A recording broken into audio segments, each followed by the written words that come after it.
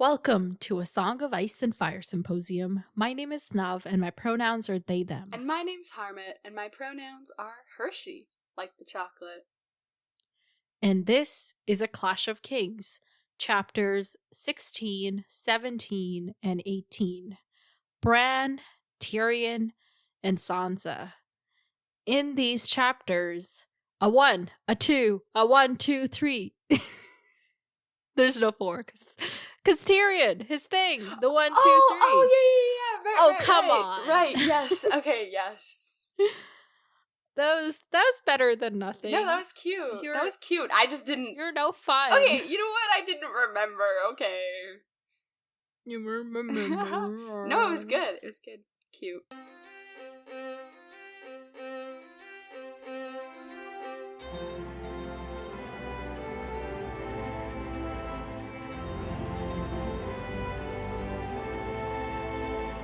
Welcome, everybody. Here we are.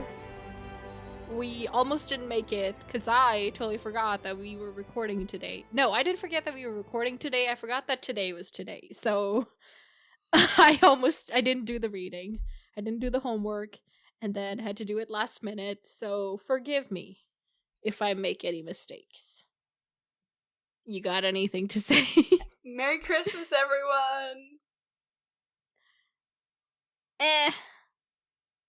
No, not Merry Christmas, everyone, because by the time they hear it, it's gonna be way past Christmas. Well, that's okay. Happy holidays. Yeah. Yay, the most depressing time of the year. Yay. Yay! Happy me. You know what? I celebrate me this time of the year, because it's almost my birthday. Oh, so yeah, it is. take that. Mm-hmm. The way you just did that's too good. Okay, what did you think of these chapters? These were good. I enjoyed these. Even though you don't remember them? No, I do. I enjoyed them. It was like, because usually when we do multiple chapters, like, one of them will be really fast-paced. Like we have been for a year. No, but like the last few weeks we've been doing like 2. You know, I by multiple right. I mean more than 2. Well, the last time we did 3. Yeah, but that doesn't count. Okay, whatever. You make no sense, but sure. Okay. Every time we do multiple episodes or chapters. Fine. So fine, I'll just say usually. Usually, one of the chapters will be more fast-paced than the others. But this time, like, I would say, like, all the chapters were pretty much kind of like, ooh, ooh, ooh. So I enjoyed it. It was good. Getting on with it. Yes. There weren't really drag-ons. Yeah, there wasn't a chapter there where it was just Arya suffering and literally nothing else happening. That's true. Although everybody is kind of suffering in their own... Isn't living just suffering? I mean, it is, but... You know, it's spicy suffering. Like, there's gotta be something else going on. To live is to suffer. Yes, pretty much. Okay. But you gotta do it in style. You gotta suffer in style. And there was style in these chapters. Well, Bran's definitely suffering in style with his, like, woolen doublet and, like, the silver brooch. And he's like, I'm gonna look princely today. Yep. He says I know. Okay, Summary. Yes. A 1, a 2, a 1, 2, 3, go. Okay, so oh my gosh. Okay, so we start the chapter and Bran has to, like, go attend to people and he's like, I want to, and since people are coming, he wants to, like, go be a knight and, like, have fun, but he's like, I have to go be a prince, whatever. He goes to be a prince. He listens to people's concerns, chimes in every once in a while, and then he goes to, and everybody wants to marry this one lady, and then he goes and talks to Osha, and then he remembers, as I predicted, like, a year ago, I feel like that was 30 seconds. Now it's been 30 seconds. Oh, okay. Who's next? Oh, Tyrion. Tyrion's there. 1, 2, 3. He's going through his 3 concerns. He mails his letter. He goes to talk to Pycelle. He takes, like, a potion thing, and he's like, ha ha ha, I'm taking this, but he doesn't tell Pycelle, obviously. And then he goes to talk to Littlefinger, and he's like, yo, Littlefinger, do this for me, and I'll do this for you, buddy. You get Harrenhal, let's do this. Go, like, sleep with Lisa. Well, not Lisa, Lisa. Or Lisa? How do you say her name? I don't know. I don't care. And then he goes to talk to Varys, And he's like, yo, Varys, Okay, this is what I did today, but Varys already knew. And then Sansa gets a letter telling her that if she wants to escape, she's got to get to the Godswood. And at first she's like, this is a trap, oh my gosh, like, I don't even know what to do. And she decides to go to sleep, but then there's like a ruckus outside, and she's like, you know what, let's slip away. The bridge is unguarded, let's go. And then she goes, and then, what's his name? Dantos. Dantos. Door. Dantos is like, yo, you, like, saved my life. Okay, So, like, I kind of owe you. That's 30 seconds. Door. Sir Door. I knew it was a 6-letter word and it started with a D. I didn't know anything else about it. Door is a 4-letter word. No. I was thinking of the second syllable after door. Dortos. Yeah. Okay. Alright. Sir Door.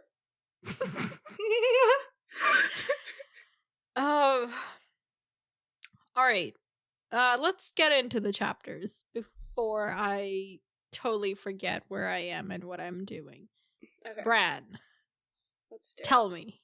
Okay, so we start the chapter, and there's guests coming in, and he's like, ooh, and he's like, yeah, but, like, I have to go be a prince, so I'm not, wait, why am I back in summary mode? This is detail mode, my bad. Yeah. Give me a second. Yeah, I like, started skimming, and I was like, why am I skimming? Okay, so anyway, so Bran is sad. The chapter starts, Bran's kind of sad. Really? Newsflash, Bran is sad. Yeah, he's sad because, you know, he's always, like, dreamed about being a knight, but now, like, he can't. So there's visitors coming in, right? And so, like, he could get to, like, fight with squires and, like, have fun that way, but he doesn't get to do that. Instead, he has to, like, go, like, listen to people. And so... He has to be the Stark in Winterfell. Yes, exactly. So, Lord Wyman Manderley, is that how you say his name? Yes, that is correct. Lord Manderley, just came from White Harbor, like, 2 days ago, and there's, like, a bunch of people who came with him, you know, so it's, like, an exciting ordeal. Yeah. And Sir Roderick's like, yo, there's gotta be something important going on, like, you know, people don't just come here for fun, you know, let's see what's going on. Yeah. So this is, like, they've all been invited to the Harvest Feast, and the reason they choose to attend is because they... Yeah. Like, yeah... Yeah. Yeah. Okay. Hold on. First, Bran's, you know, just getting dressed and whatever, and Hodor's helping him, and he's thinking about how he wanted to be a knight, and he's like, oh, Hodor, you would have been a great knight with your, like, size and everything. And even later, Osha's like, oh yeah, he's got the strength to basically, like, pull off a man's head if he wanted to. Yeah. Hodor versus that Clegane dude. That would be interesting. Right. I wonder, like, what their height difference is. But this made me think of Dunk, because he's, like, this big lumbering knight, you know? Yeah. Oh, I forgot about Dunk. Yeah. And then Hodor picks Bran up in his basket rider thingy, and Bran's remembering how, like, that could be hazardous, because one time Hodor had smelled of bread baking and ran to the kitchens forgetting that, you know, Bran was on his in his basket, and, like, Bran ended up cracking his head, which does not sound fun. Yeah. But, you know, the adventures of Bran and Hodor. Yeah. And Bran's like, okay, I just want to go look, you know, to see, like, the knights and the squires or whatever. Yeah, the knights haven't arrived yet, or, like, they're there, but they haven't, like, suited up to fight yet. Yeah. The squires are just, like, going up against the Quintons, I think they call them, like, dummies or whatever. Mm-hmm.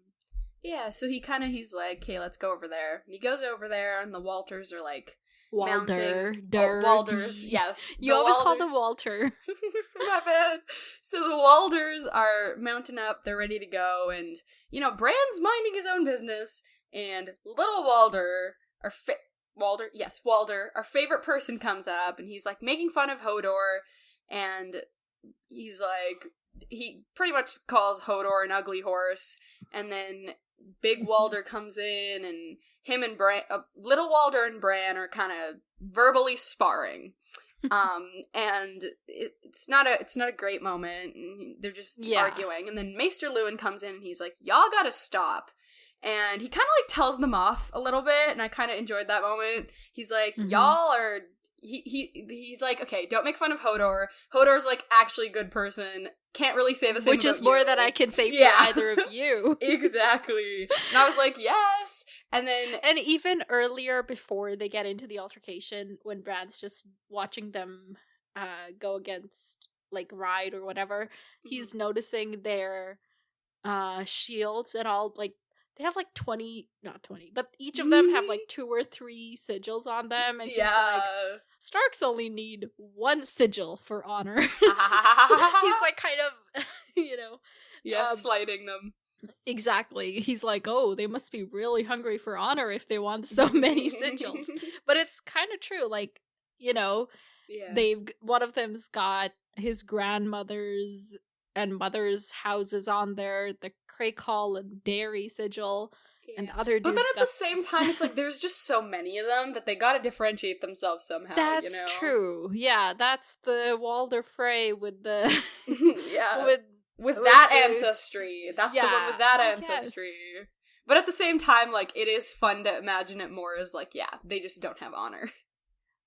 Yeah, it's like, I guess I didn't think about it like that it would be used to differentiate within themselves. I thought they were just using it to show off and be like, look how many houses I'm affiliated with, Right. That's true, yeah. I guess we'll never know. So anyway, Bran is sliding them, and then Maester Lewin is like, y'all are good for nothing. So I enjoyed this. Yeah. And then Maester Lewin's like, okay, like, I told them off, but Bran, you shouldn't have been there anyway. Like, these people are waiting for you. Yeah, we got things to do. And I felt so bad. It's like, he's like this child, and he wants to do what he wants to do, but he's gotta do what he's gotta do, and it sucks. So they're like, okay, let's go, and he's like, don't say anything unless we directly address you. Bran's like, okay. And then they kind of get there, and they, like, exchange pleasantries, and then the day kind of starts, and so Manderly's like, yo, okay, so y'all need to confirm these customs officers that I've appointed for White Harbor, because the older ones were holding back silver for King's Landing, so they were not pledging their allegiance to you, so I did this good thing. And then he's like, also, we need coins, we need... Yeah, this is, like, actually a good idea. He's like, we should mint our own coins and legitimize, like, his claim, because like, if you're king in the north but you're using golden dragons with Joffrey's head on them or something, that's like not great. So definitely. And he's like, you know what, I can do that for you, I can come up with this. And he's like, I can mint the coins for you. And then he's like, also, guess what I did? I strengthened the port's defenses, and I did all these different things. And he's like, I can also build you a war fleet. And he's like saying all these things, and he's like, look at all these great things I've done. And then Sir they're Roderick's like, okay, cool, great ideas. We'll bring them to Rob. We'll let you know. Yeah. And then they're like, how's my cousin, by the way? And this Lady Hornwood, born a Manderly, perhaps when her grief has run its course, she would like to be a Manderly again, eh? And if she doesn't want to do that, why doesn't she marry my son? Well, she would still be a Manderly. So he's like, I'm a widower, so... we can bond. We can do this thing. Or if she wants somebody younger, she can have my youngest son or younger son. Yeah. We got options, people. Giving her so many options, too. Yeah. And they're also just like, okay, we will look into it. We'll talk to Lady Hornwood. And then he brings up this letter that he got from Tywin, which was basically like, hey, I got your oldest son. Pledge me allegiance, and you can have him back. And he's like, of course I'm not gonna do that, but like, let's get on this. Like let's I not need my have him son be back. Come on. Exactly. He wants to fight, y'all. Come on. Yeah, I pray some equitable exchange of captives can be arranged. Mm-hmm. And I was like, honestly, I like this dude. He's like got good ideas, and he's got fair demands. He's not like, my son is captured, so drop everything else you're doing and get him free, you know? Yeah. And like his things make sense. He's like, yo, look at all these things I've been doing. I'm contributing. I would like something. This is a thing. You can see why it's important to me. It's just like, he's a good vibe. It's good. Yeah, and I like him, and he loves to eat, so I love that. He's too fat to sit a horse, which I'm like, okay, horses are uncomfortable anyway, so he travels by litter, which, you know, he just gets to sit back and chill, be carried everywhere. Yeah, and then Lady Danella Hornwood, the Lady arrives. of the Hour, or the chapter, really. Comes Lady in. of the month, or Lady of the War, no, Lady of the Era, Lady of the... Okay, I can't... How long does this whole thing take? What do you mean? Like, their harvest feast. Because this is over, like, several days. Lady of the few weeks. Yes, definitely. So she comes in, and she's like... And, you know, Bran's like, hey, like, sorry all these things happened. Like, your husband got killed, your son got killed. Like, sorry, bud. Yeah, I you probably don't remember, but I brought it up because, like, they both fight in these separate battles, but they both get killed. And it's like, it sucks. And, you know, she doesn't have any other kids, no other, like, relatives. Yeah. So... And she's like worried about her lands. She's like, now that I don't like have an heir anymore, like everybody's kind of eyeing my lands, and people like want to marry me, and then she's also worried about Bolton's bastard. Is Bolton the dude that like took like a part of the he was the one that fought, led the army that fought the Green Fort. Okay, yeah. Like, you know how Robb split his army and he himself went to River Run? The other army was led by Roose Bolton, who fought Tywin. Okay, that's what I thought, but I was like, I don't know. And then I like didn't know how to find his name. So and he's also the one whose sigil is a flayed human being. What? Yeah, you don't remember this? No. Oh, we've come across this, but like, oh my, his sigil, literally, it's a flayed man. That's what it is, and his like castle is called the Dreadfort. Oh, it's mentioned in this chapter. Yeah, so is. Yeah, like they've got this whole like terrible theme going. Oh my gosh! Wow, we love this guy. Mm-hmm. And then his bastard son is, I don't think we learn his name anywhere here, but he's just like the bastard of the Dreadfort or something.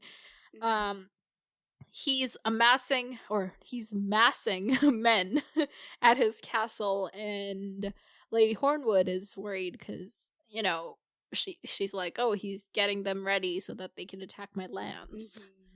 She's worried. And they're all like, oh, this bastard, I haven't really heard about him. Who is he? And she kind of tells us about him. He lived with his mother until a couple years ago, where Bolton's heir, Domeric, died, I think.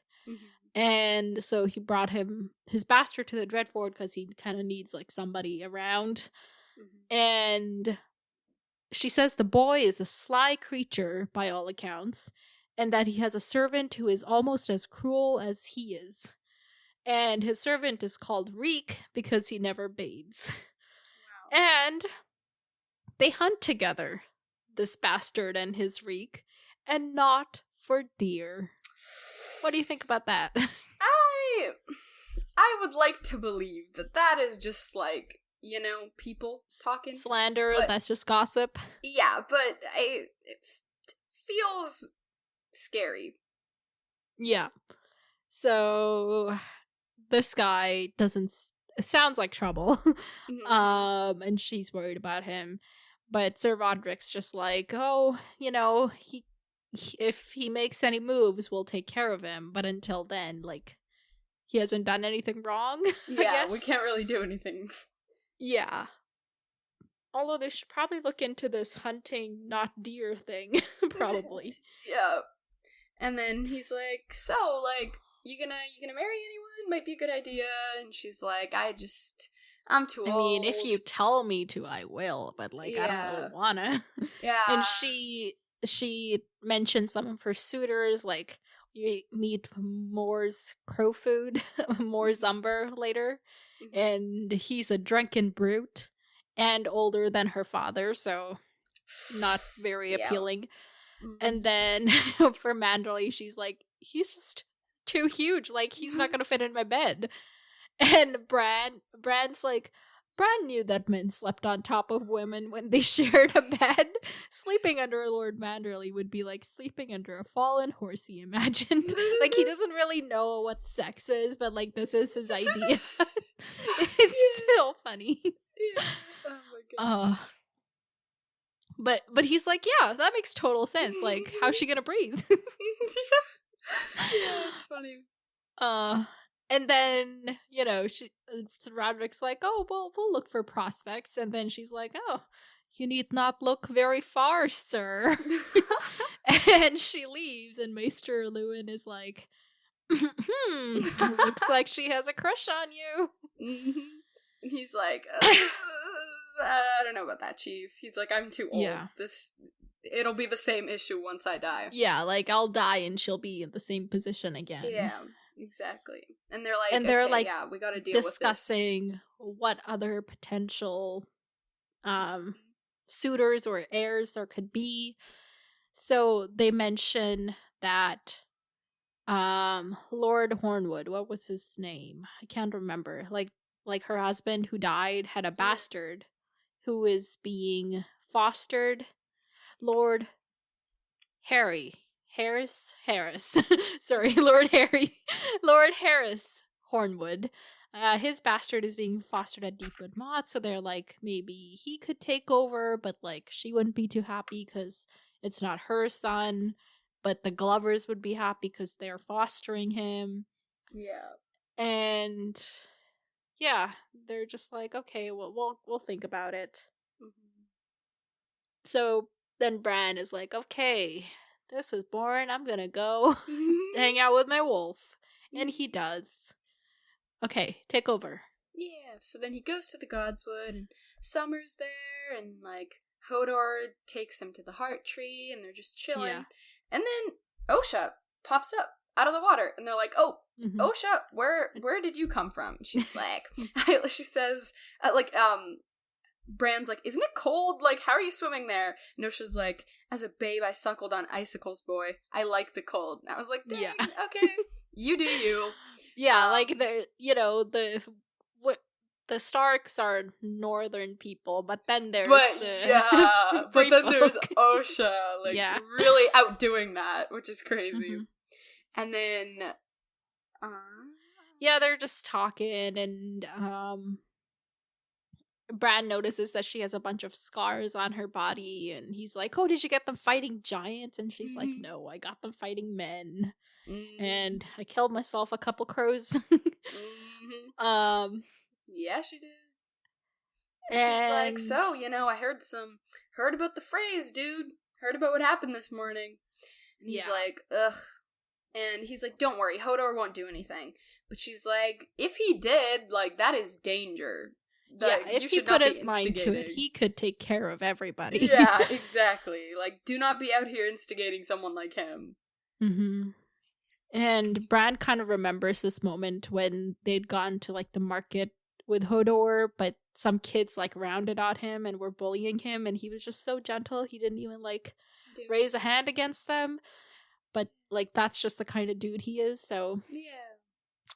It's so shitty, just, like...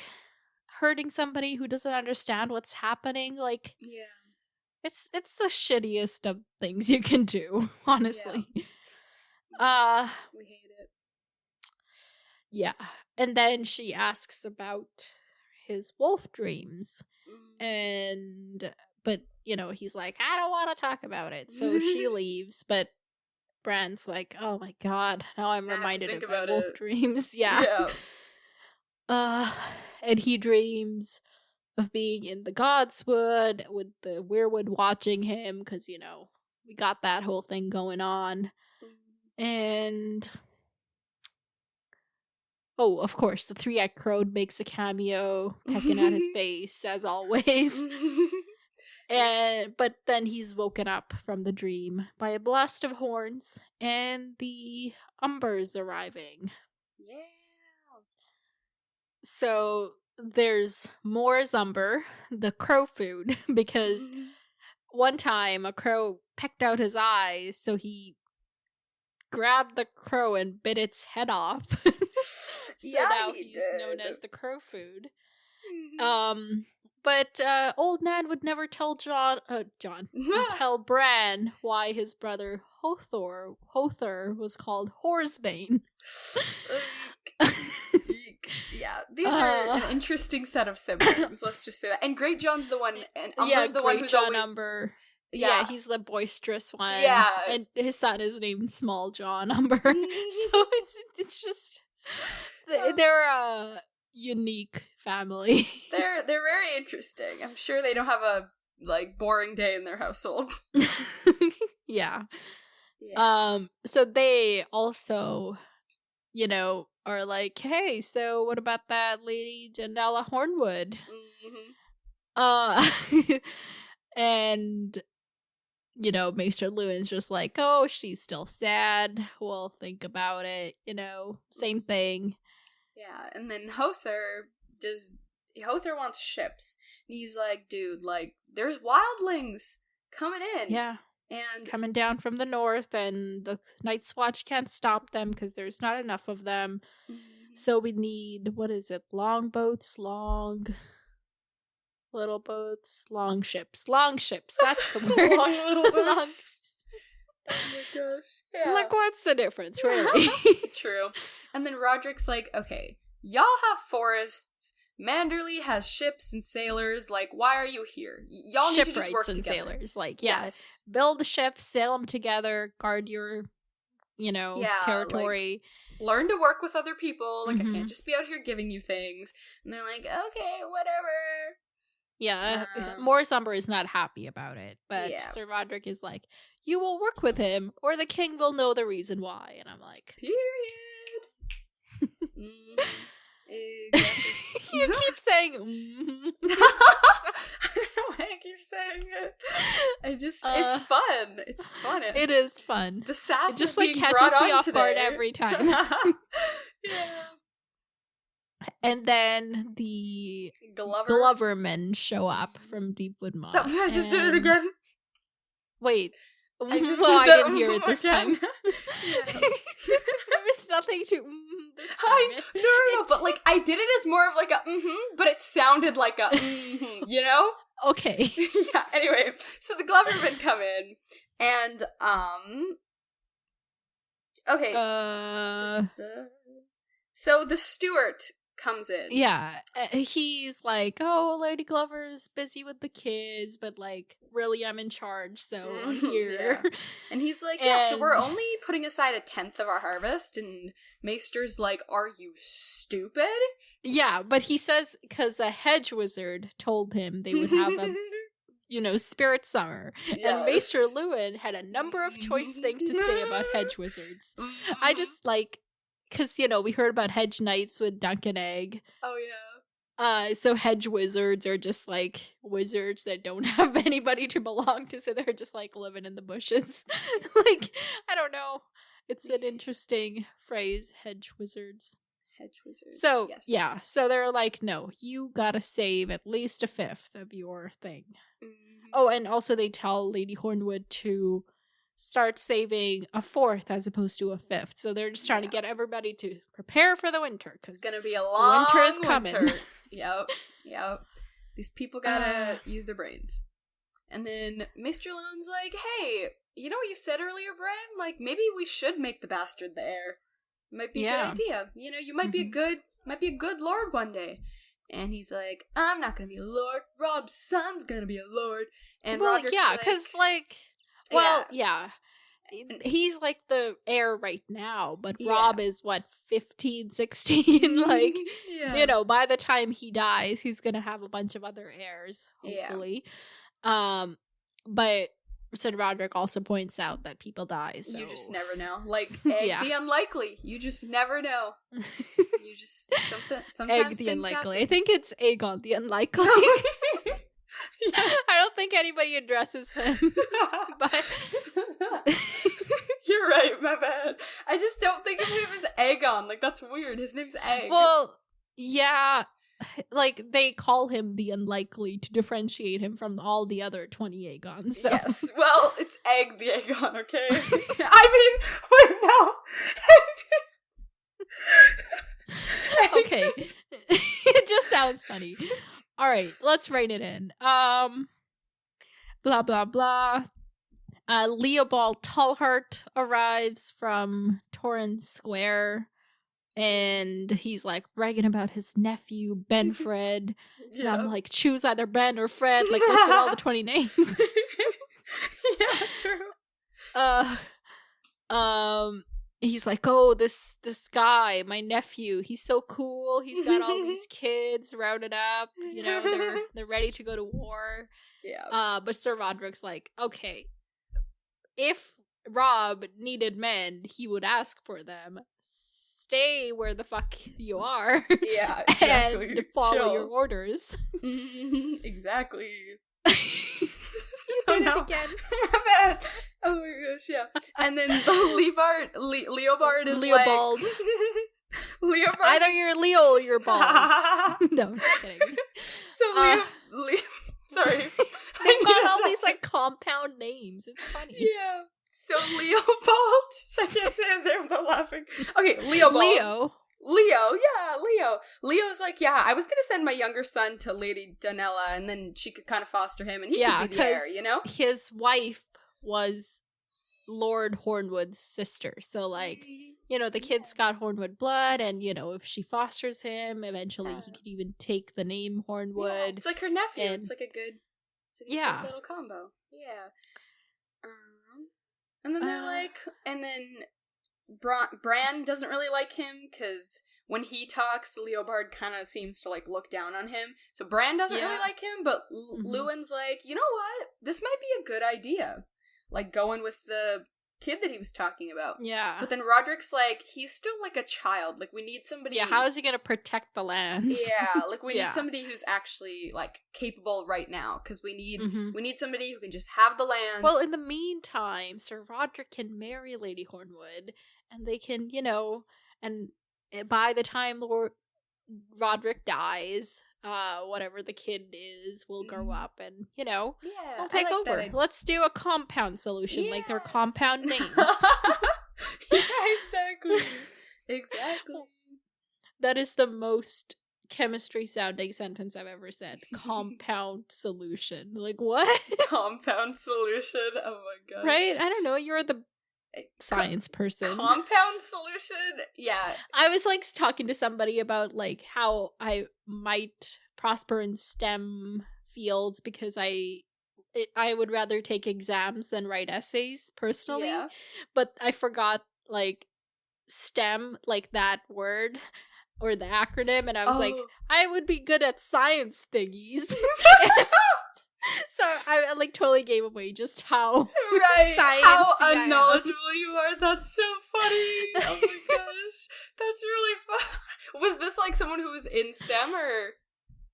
No, it was just another person who's studying human rights. Oh, okay, so it was chill. They weren't gonna, like, start making fun of you for not remembering. No, but like, I totally forgot the word STEM, and I was like, science thingies. I would be so good at science thingies.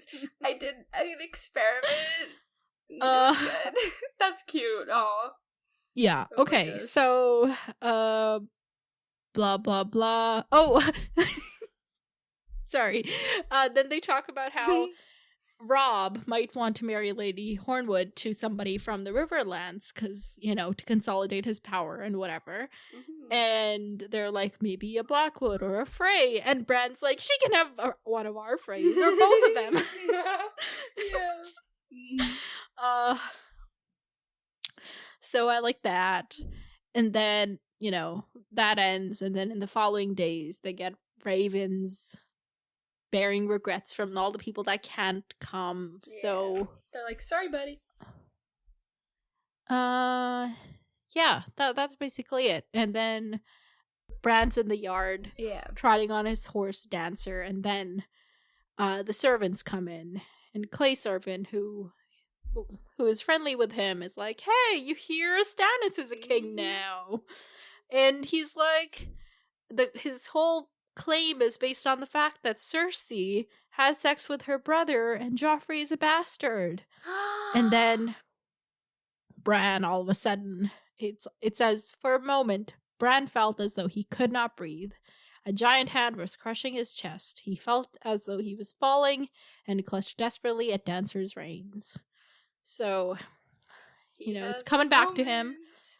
And he's like freaked out and he rides away. But that night, he has another dream. And it's fly or die, three-eyed crow. What's the word? Remix of his original dream that you totally forgot that one time you read it. Yes, and that was almost exactly a year ago, because that was also... Anyway, so, the crow is like there, fly or die, and the crow pecks out both his left and right eye, but then he starts pecking at his forehead, and when he finally pulls away, Bran can see again, like, he opened his third eye, like, he closed his other eyes and then opened his third eye, and then he sees a golden man appear in the sky above him as he's, like, dangling from a tower, and then he hears the things I do for love, and then he falls. Wonder where that's happened. Yeah, so Bran remembers now, but, like, the secret's already out, because... everybody knows. Yeah, so is it, like, really a big deal that he remembers now? Yeah, but I guess it's, like, like, the secret at this point is just rumors, Like, it could be easily dismissed. But at the same time, Bran's a random 8-year-old, so he can... Yeah. And, yeah. I don't know. I don't think it makes much of a difference, but I do think it, like, there's something significant about it. Like, now it's kind of like there's just something more there. Like, the people who know Bran know that he's not going to be making this up, So he's going to tell people around him that this is legit? I think so, yeah. Do you think that could impact Robb and his war strategy? Would he back Stannis if he hears this, potentially? I think we kind of talked about this before. I don't know if he would back Stannis, but how he, like, proposed that thing to the queen, where he's like, yo, if you agree to all of my millions of terms, which you're definitely not going to agree to, we can deal with this. He might, like, want to back out of that proposal, because agreeing to that would be, like, wrong. Treason. Yeah, okay. Well, I mean, it's already treason, but, like... So, like... Okay. I feel like that he would definitely back out of, just, but he still wants his sisters back, so, like... Yeah. So, like, he's gotta... Okay, so he may not be as willing to treat with the Lannisters, because he knows that their claim is absolutely... garbage. Illegitimate, thank you. Couldn't say the words. Will he support Stannis in any other way? I think he would want to support Stannis, but I don't think Stannis is somebody who is easily supportable. So I don't think it would say work. That again. So I think he would want to support Stannis, but I don't think that alliance would work, because Stannis is Stannis. Okay, so he's gonna reach out to Stannis somehow.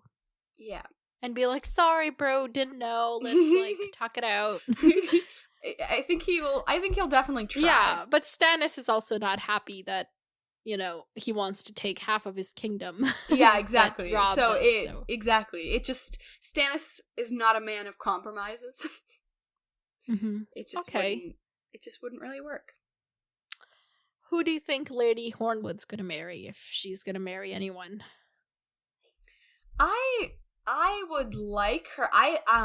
I was thinking, like, what you said earlier about the Roderick thing. I wanted that too, but I was thinking, like, maybe if they did, they could also do, like, she just marries Roderick just, like, because, like, she wants to marry Roderick. Yeah, I was going to say for the fun of it, but then it felt like the wrong doesn't phrase sound to right. use. Yeah. Yeah. But, like, I was like, okay, she can go with Roderick, she can get a sliver of happiness, because all this death has just happened.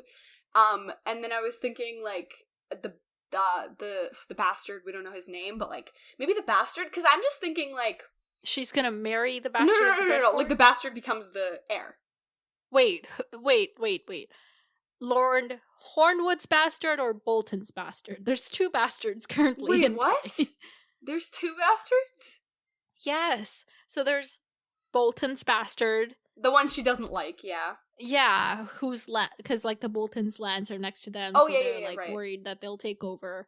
And then Lord Hornwood has a bastard who's fostered with the Glovers. Yes. Right, but doesn't he get a name? I don't think so. Okay, sorry, I thought he was the one who, like, we got his name, so I was like, oh, he's not the bastard, he's the guy who has a name. Maybe he has a name. Hold on. Okay, sorry, because in my mind, he was the one who had a name, and then But, like, I was thinking, like, Hornwood's... It just says Lord Hornwood's bastard. Okay, so, gotcha. So Hornwood's bastard gets, like, becomes heir. Okay. And then she gets to just, like, marry Roderick, just for fun. Oh, okay. So, like, she may not like the fact that her son, like, the dude isn't her son, but she's happy because she marries Roderick. Yeah. Okay. That's cool. And my next question was going to be, who's going to be the heir, so you already answered that. And, like, I just feel like with the bastard, just, like, my personal preference is, like, I have said this multiple times before, but it's, like, all these kids who are, like, being groomed to be this one thing, and I just feel like it's I don't know, like, for example, like, the bastards are going to have, like, more to prove, like, mentally to themselves and to other people. Like, I don't know. I just want to see how that goes. Yeah, I learned anything from John. Yeah. Yeah. John versus Joffrey. Right. Oh, no, he is named, maybe. Something Snow, because that's when it... Yeah, that's what I was thinking. Because I was like, I remember them being I need to know this now. Snow. Let's see. Lawrence Snow. Okay, Lawrence. It's somewhere there, but I totally did not remember that. Okay, so Lawrence Snow will be the heir. Cool. What about the other bastard? The other bastard? Oh, I was what? I was right that when prompted, Bran's memory would come back about that. Okay, cool. No, you're supposed to it's acknowledge. Not too important. I don't care. You're supposed to acknowledge. Sure, you were right. I don't remember you saying that, but, like, I'll take your word for it. What do you mean? I said that. Dude, I said that. Trust. Okay, it's been like 3 years. Okay, 2 and a half. Has it? No, I don't know. Okay, question. The other bastard, Bolton's bastard, the unnamed bastard. He's not going to be happy about this, no. Right, but is he going to be trouble? He sounds like trouble. I think. Okay. I think he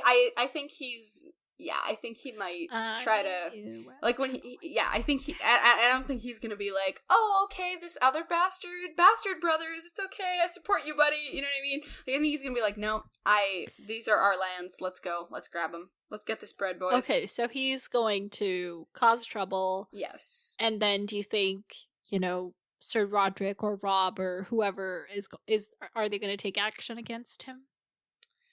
I think they'll have to. I mean, if he's out here causing trouble, he can't be, I think... Okay. Yeah, I think they will. I think they'll be like, okay, like, we're if you do this, we're taking these lands from you, or like something, or like you're on probation, kind of, you know. All right. Will Hodor ever fight? Ooh, you know what I want? Like, I want a Hodor Bran dynamic duo, and then Okay. you know what I mean? They like kind of fight as a knight. That would be cute. Oh, together. So Yeah. like, Hodor's the feet, Bran's the arms. Yeah. Okay, that's cool. Yeah. And I feel like but they like could be a good Hodor, team. like we've learned, he doesn't really have an interest in fighting. Yeah. Will he overcome that? I don't think so. I think he'll only fight like if, you know, you're in the middle of a war and it's like absolutely necessary. Okay. Like if it really came down to it and like the people at Winterfell were fighting, Then they would team up. Okay. Yeah. That's fair. I don't think there is anything else. At least nothing I can think about. Okay, well, kind of. What this like third eye idea, it's like come back. Is it going to be useful? Like what is it, like Bran's third eye being opened? Is it going to be useful? I feel like what is the purpose? I just feel like it's just like him being able to like see things that he can't necessarily see. Like what maybe things? maybe like in like maybe like okay, the next dream he has, he like sees fighting happening, or like something that's actually happening somewhere else or something, you know? But it's like still related to him. Like for example, he's in like his some kind of like seer. Yeah. Okay. And like also like in his last dream when he had like when he was Summer. So like something like that as well. Okay. All right. Cool. Moving on to Tyrion. Go. Tyrion. Okay. So Tyrion's hanging out with his bestie Grand Maester Pycelle, and oh my gosh, literally every time Pycelle opens his mouth, he like pretends like he's a good human being, and it's so infuriating. He's like oh, yes. Before he says that, the sentence is, in the airy chambers between the rookery, his girl served them boiled eggs, stewed plums, and porridge, while Pycelle served the pontifications. I love that sentence. Yeah, very good. And he's like, in these sad times when so many hunger, I think it only fitting to keep my table spare. And and Tyrion's like, yeah, whatever. I like to eat. Yeah, I'm like, okay, yeah, well, if it's that fitting, why don't you give all your food to them? Like, why do you have to pretend like you're a good person? Gold and silver and like whatever chains. All of these different things. I'm like, you just need to chill. I enjoyed this moment. Commendable, Tyrion admitted, breaking a large brown egg that reminded him unduly of the Grandmeister's bald spotted head. Gross. Yeah. And so Tyrion's kind of like, so, ravens. We need ravens. And he's like, okay, like, let's eat, and then, like, do you need me to, like, no, yeah, I'll go send a raven. He's like, no, now. Yeah, let's do it. Right the fuck now. Yeah. And he's like, these are the letters. Let's go. These are going to Doran Martell, Prince of Dorne. And he's like, yeah, okay. Like, he's like, yeah, like, if you prefer that I send them. Yeah, you gotta send them now. Tyrion's like, no, send them now. And then he leaves to go send the letters, and he's like, I'm here to serve. There's two letters, but they're really, like, they're the same letter. There's just two copies, but it's so important that this letter get to Doran Martell that he's sending to. Yes. And so Pycelle leaves to go do that, but Pycelle is very slow, so Tyrion has a lot of time to eat. And then he's kind of looking at, like, all of his, like, hundreds of, like, vials and, like, all these different things that he has. The medicine cabinet. Yeah. And he's like, yo, everything's so organized. Let me take this thing that I know is here. Yeah. And he takes something. When he read the label, he smiled and slipped it up his sleeve. The small, dusty bottle off the high shelf. What do you think that's about? I don't know. I think it's like, I feel like it's some sort of proof that, like, he like, I guess, like, poisoned John Aaron. I don't know if poisoned is the right word, but I feel like it's, like, proof of he some notes a bunch of, like, the thing, and the tears of lice, which is the poison we know was used to murder John he Aaron. notes it! Oh! Yeah. Right. But then he moves on to a different small dusty bottle. Oh, shit. Okay. Then I have no idea. What could be worse than poison? Maybe it's like... But, like, what is he... Like, maybe he's got a headache and is just getting himself some Tylenol. That does not make sense. Maybe it's like... Does he have, like, truth serum or something? That would be nice. Like, I don't know. Okay. I can't think of anything else, because I just assumed it was that. Honestly, I never thought about this is a fantasy universe. Like, why couldn't there... Like, there's basilisk venom. Like, why couldn't there be? Exactly. That's what I'm saying. I don't know. Okay, so your best guess is truth serum. Yeah. That would be useful in the work he's in. Yes. Okay, cool. Yeah. So then Pycelle returns. And Pycelle is he's like, oh, what's it about? And he's like, oh, I'm not gonna tell you. And he's like, maybe the King's Council. He's like, no, I'm not gonna tell the King's Council. And he's like, well, what about, you served the Queen Regent? But Tyrion's like, yeah, but my dear sister, she's got a lot of burdens. I don't want to add to them.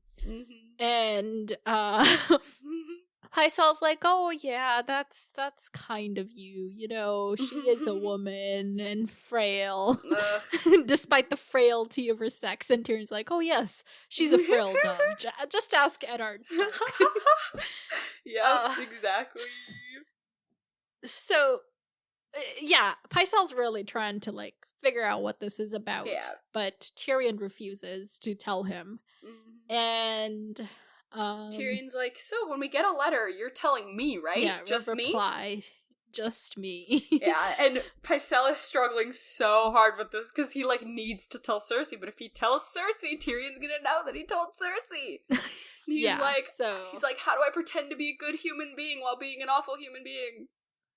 Yes. Yeah. Yeah. So, so this is when Tyrion's like 1, and he goes on down to the lower Bailey, and he, like, catches up with Bran, who's looking at his, like, all the people training and just making note of their weaknesses in case he ever has to fight them. Dang, Bran is a good warrior. Like, all these things he's noting, he's like, yeah, he falls into this rhythm, and I can just do that and do that. And I was like, okay, Bran, you do you, buddy. Right. Well, he says, watching these people may one day save my life, so I'm gonna do that. Yeah, fair, buddy. Yeah. So then they, like, get down to business. We learn that Tyrion has named Bran his, what is it called? Head of personal guard. Yeah. And Bran's got, like, a red cloak with golden hands to signify his station. Yeah. This, like, hand symbolism, like, imagery, all of that. It's just, it cracks me up for some reason. Yeah. And so he has a lot of concerns to take up with Tyrion from a lot of different people.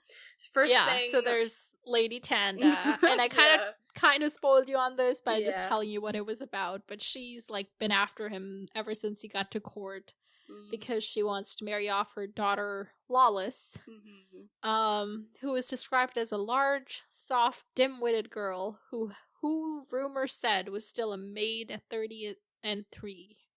Oh, 30 and 3. Why just say 33? Yeah. Sorry. Yeah. And he's like, yeah, no thanks. And he's like, what else? And he's like, there's a money... Oh, no, he's like, send Shaga to the dinner. But Bran's like, oh, Shaga's more likely to eat the maid and marry the goose. Yeah. These people. Yeah. And then... Yeah, so then they move on to the moneylender from Bravos. Yes. And he's like, yeah, he needs to talk about some payment on some loan. And he's like, as if Joff could count past 20. I'm like, true, fair. And he's like, yeah, send him to Littlefinger. He'll figure that out. Who's next? He's like, there's Lordling from the Trident. And he said that Tywin's men burnt his keep, raped his wife, and killed all his peasants. And he wants more peasants from y'all. And he's like, okay, I'll deal with him tomorrow. We'll see what use he is, because he's a river lord, so he might come in handy.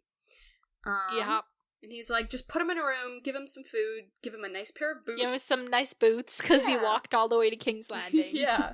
And he's like, okay. And then Bronn's like, there's also, like, lots of, like, bakers and butchers and green grocers, and they're all like, hey, like, we need... Give us food. Yeah, give us food. And he's like, well, if I give you food, then more people are going to want food. Yeah. I don't have enough food. Like, I can't give you anything. And apparently... Yeah, he says he thinks only a thin trickle of food was coming into King's Landing. Most of it earmarked for castle and garrison. So the regular people just ain't getting anything. Mm-hmm. And then they're going to be about to have a feast, when they could just eat normally and give people food, but no. Yeah, no. That's... Welcome to the Middle Ages. Or equivalent in this world. Yeah. And apparently a baker was roasted in his own oven because he was charging too much for bread. Hold on. I made a mistake. The bakers, the butchers, and the greengrocers aren't there for food, because they are the ones who have the food, but they want protection because somebody roasted a baker in his own oven the other night. Yeah. Because nobody else can afford the food that they have. Yes. So they're like, Tyrion's like, I gave them gold cloaks for protection, but then they claim that the gold cloaks are part of the people. Oh my gosh. The mob. And they're demanding to speak to the king himself. And Tyrion's like, oof, that's I'm gonna send you with regrets.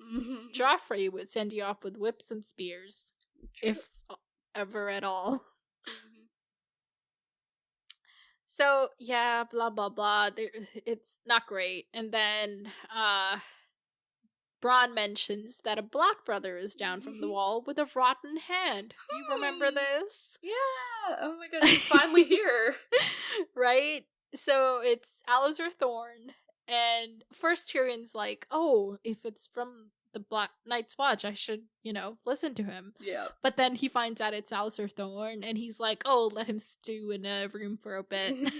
Yeah. He's like, put him in a room that hasn't been, like, the sheets haven't been changed in a year. Yeah. Yeah. And let his hand rot a little more. Yeah. But, like, it's funny, but also we know how severe the situation is, so it's, like, not funny. Yeah. But it's Alliser, so it's fun. Yeah. Yeah, and then he's like, okay, we've dealt with those concerns, bye. And then he goes to the main gate where Cersei is, and, they have their lovely interactions as they always do. Yeah. Cersei's got this whole, like, entourage of a bunch of people to go inspect the gates and the defenses and whatever. Yes. And she rounds up on him and is unhappy, as always. Yeah. And she's like, Renly's coming from Highgarden. You don't seem to care about defenses, so I'm gonna go check the defenses. She's like, Renly's coming up, and like he's gathering more people as he comes because he's like feasting with people, making more and more alliances. Like we're screwed. Well, Tyrion's not so worried about him because he's coming slow. Like he's taking his time, and he thinks points out to her that if he were Renly, he would do the same thing. Make his progress, flaunt his power, just watch and wait to see what happens, because... Yeah. You shouldn't be making the first move when there's, like, 50 million opponents. Exactly. Like, he's waiting until whichever party he has to defeat is weaker. Yeah, definitely. Yeah. So then Cersei's like, I just want you to make father bring his army to King's Landing. And Tyrion's like, make father bring his, like, make what? I'm sorry. When has that ever been a possibility? Yeah. And then she's like, anyway, okay, that would be useless. Like, it's not going to do anything for us. Mm-hmm. And she's like, okay, so how are you going to free Jaime then? Mm-hmm. And she's like, oh, he's worth 100 of you, Jaime. And he's like, oh yeah, don't tell Lady Stark because we don't have 100 of you to trade. So he's just like, brushing it off. Yeah.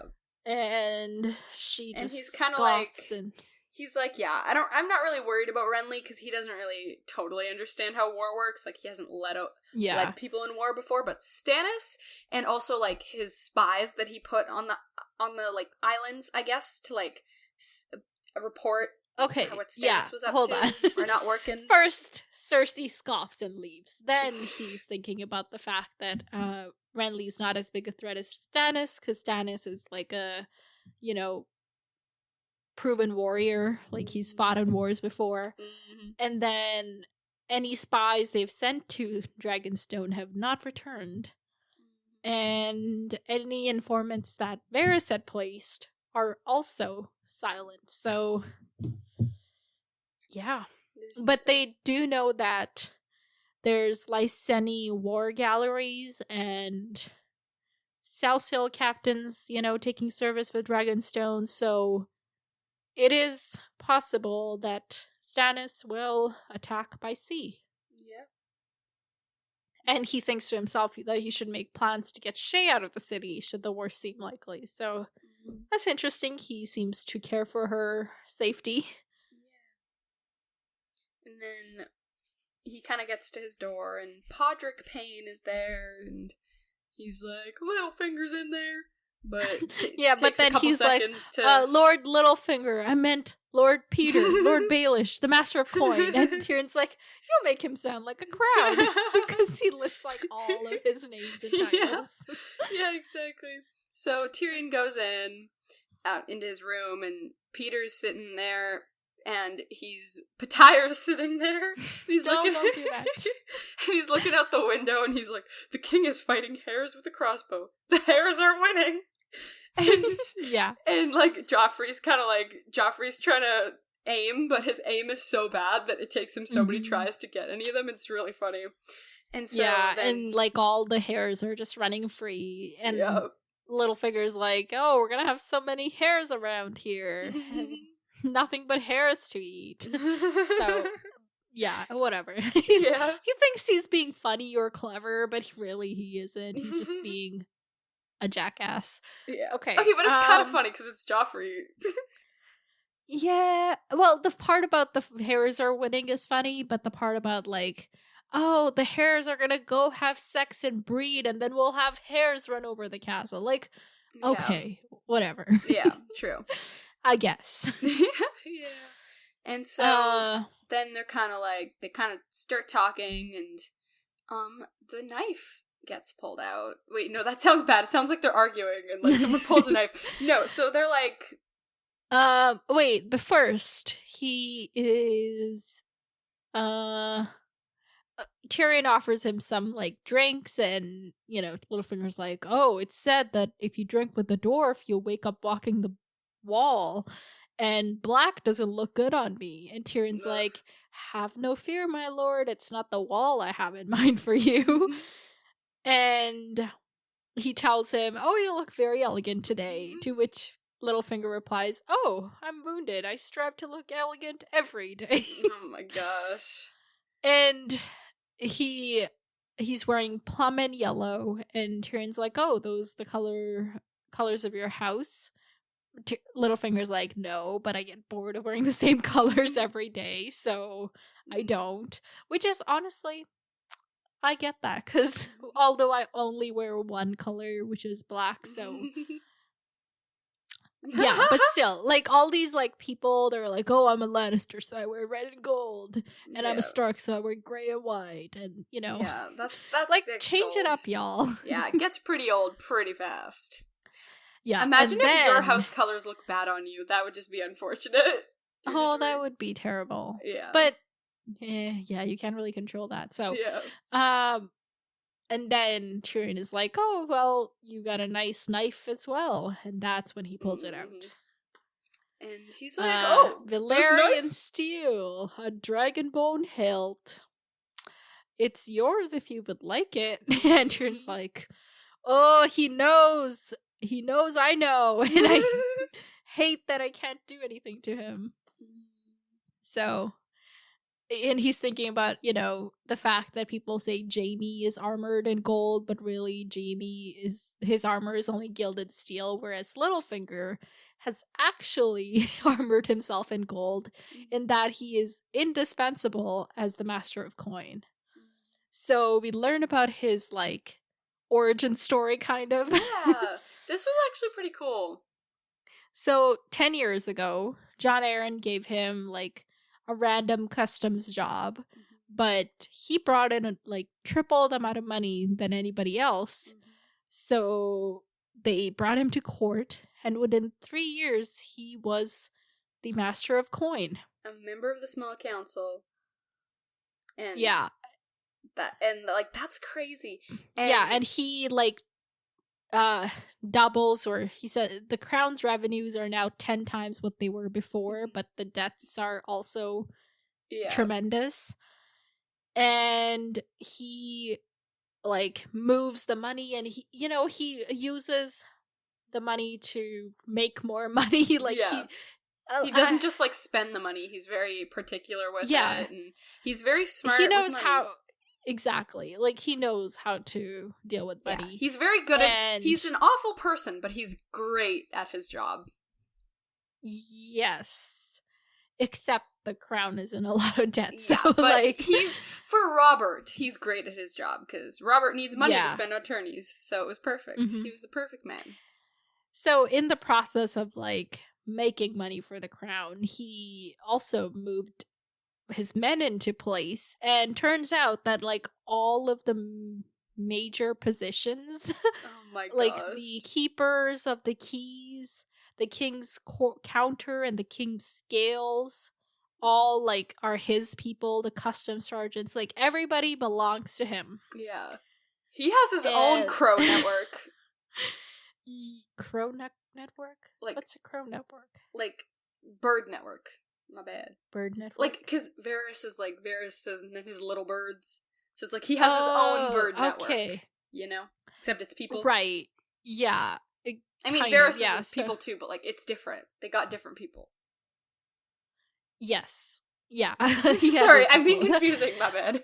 Yeah, well, like, sure, they can serve as spies, like, that's the purpose of the bird network, as you call it, but, like, these people are his, and in that, like, their positions are his. Yeah. Like, they're not just spies, it's more so than just that, because he controls the economy of this kingdom. Yeah. Or these kingdoms, you know? Yeah. So all of that. And Tyrion's like, I guess, like, over time, I could potentially, you know, get rid of some of them, replace his people, but, like, right now, in the middle of this war, I can't get rid of him. Yeah. And it's a man armored in gold. Yeah, exactly. So, they're talking, whatever, and Tyrion's like, oh, so you grew up at, with the Tullys.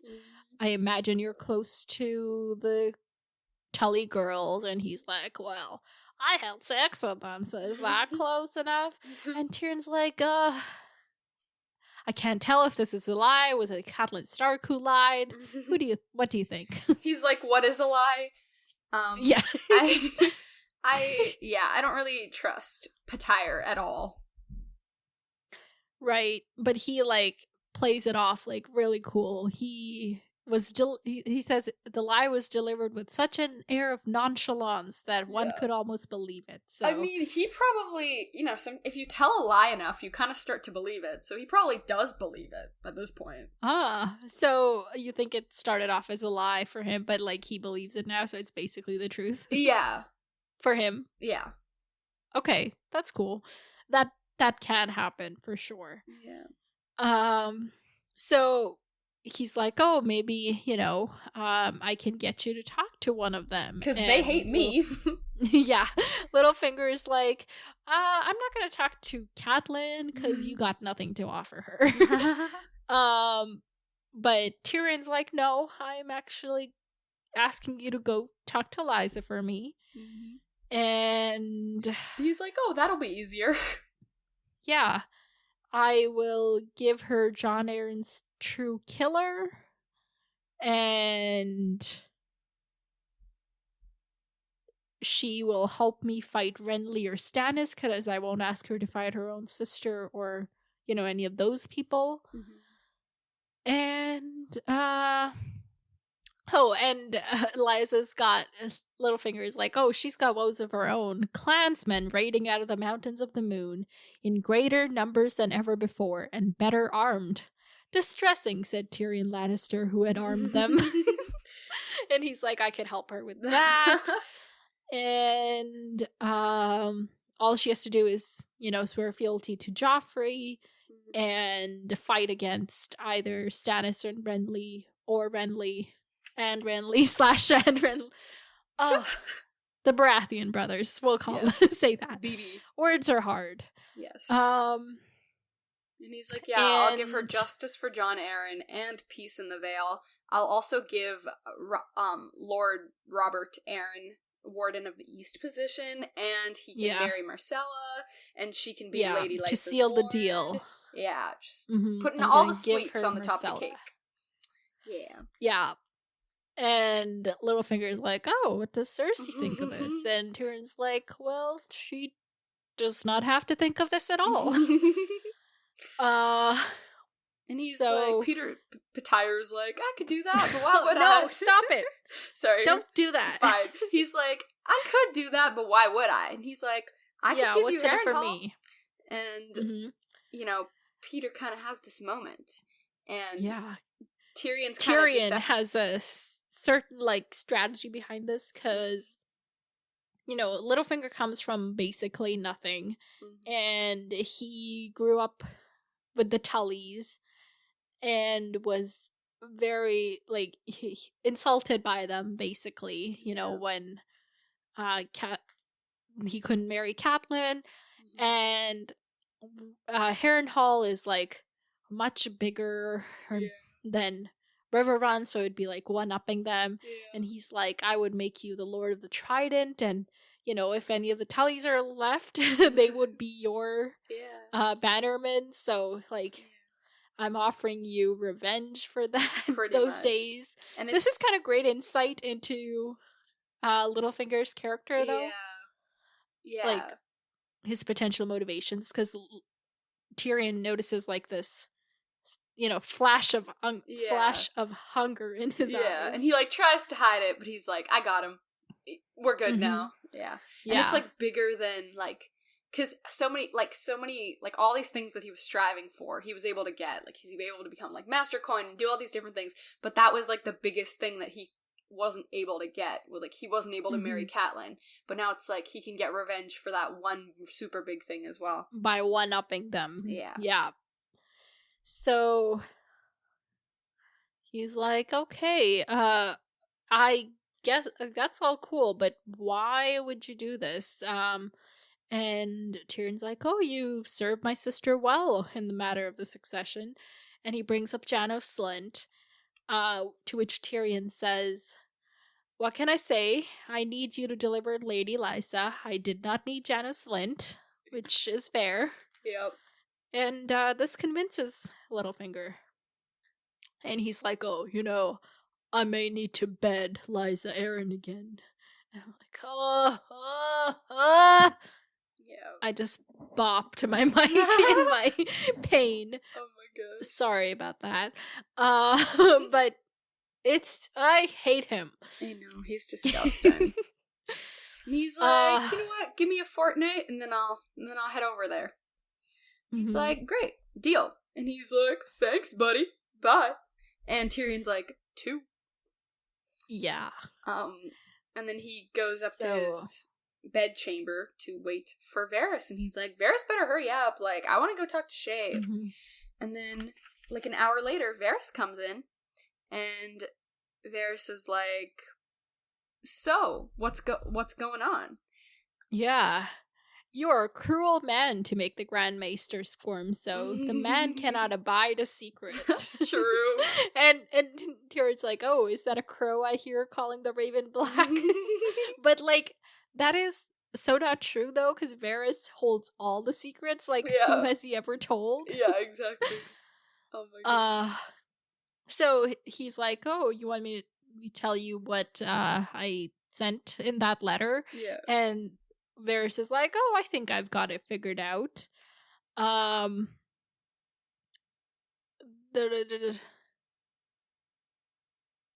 Okay, hold on. So what are the things he has Tyrion has offered Doran Martell a council seat, a seat on the small council. Yeah. And his sister's killers, alive or dead, after the war is done. Right. And then also Tommen. Yes. So hold on. What there was something.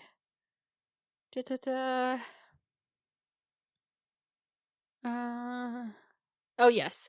Varys is like, well, before they say Tommen is like, okay, so those are all great, but he would want some safeguard against betrayal. Yeah. So which kid are you gonna give you? And I bet it's Tommen, isn't it? Because you can't give Marcella to both what's her name, Liza, and to the Martells. But, like, how does he already know that? Like, what the fuck? Already? But, like, he hasn't even talked to anybody about it. The only place that's written is in the letter. Yeah. Letters. Maybe somebody shot down a bird and was like, the second letter, I'm gonna read it. Okay, yeah, that makes sense. I don't know. I'm just like... That's the only thing that makes sense, But, though. like, also, this is... Like, Tyrion said to Pycelle that he was sending the letter to Doran Martell. There could have totally been a spy behind the wall somewhere in the vents, like, listening to that part. Yeah. And then, there could totally be a spy listening to Littlefinger and Tyrion's conversation. So he knows, like, what kind of deal he made with Littlefinger. Mm-hmm. He could kind of guess what kind of deal he might make with Doran Martell. Okay. You know? Yeah, that's true. Oh my gosh, what? So maybe it's just, like, he put together all the pieces. I mean... He didn't really need to know the actual message. Yeah, he's probably so good at it now that he can definitely just do that. That makes sense. Yeah. And... Remind me, did we know that it was Gregor Clegane who killed Elia and her son? I don't think so. But he's the one, and Tyrion is apparently offering him to the Martells. Dang. I mean, I like that. I'm good with that. I don't... Right. If we need to sacrifice anybody, this guy's gotta go. Yeah. Do you think even Varys asks, would Tywin be okay with that? What do you think? Yeah. Wasn't he already isn't he already sacrificing him for something? Am I remembering that wrong? I don't know what you're talking about. There was already an event where Tywin was like, oh yeah, Gregor can do that. We don't really care about him. Well, he sent Gregor to, like, raid the raid Gregor to raid the Riverlands. Man. Yeah, words. I don't think it matters. I don't know if that's sacrificing him though, because, like, yeah, he's not gonna, there's nobody there who's gonna do anything to him. No, yeah, exactly. I think I'm just remembering something wrong then. But I don't think he cares enough. I don't think it's like Joffrey with the Hound, where it's like he has this weird personal, like, you know. I feel like it's fine. Okay, all right. So, and he's like, so is Cersei gonna be happy with these deals you've made with her kids? Yeah, what Cersei does not know will never hurt me. Which reminded me of what I told you about your test score. Which you don't know what would hurt you. Yeah, that's true. Yeah. Sorry, folks, that makes no sense to you, but that's what Tyrion says. And, you know, Varys is like, okay, but what if Cersei figures it out before your plans come to fruition? Tyrion's like, well, Why then I would know the man who told her to be my certain enemy. Tea. And Varys giggles, and Tyrion thinks 3. What do you think? I don't understand these numbers. At first I was like, okay, it's like his like missions or whatever. But then I was like, there's 2 missions. There's not 3 missions. This doesn't make sense. And then I was like, maybe it's like and then I thought like maybe it's like the 3 people that he kind of has to deal with, like the 3 people that are like maybe most dangerous to him. But then I was like, right. Pycella's not dangerous. This man's can do nothing. Okay. But like, I don't know. I have no idea. Like, those were my 2 ideas, but then I kind of was like, neither of those make sense. So, do you think Cersei would find out about any of these plans? I think Cersei will definitely find out. I just don't see Pycelle being able to keep it in. I think he'll, like, let it slip. Okay, so Pycelle will tell her. Yeah. But Pycelle doesn't know everything, so I think it'll be fine. Because I think, like, Littlefinger and Varys could definitely, like, ruin the plan, but I don't think they'd want to. I feel like they like this plan. Like, this is a good plan for both of them, you know? Okay. Because... Right. Yeah. Littlefinger definitely has yeah.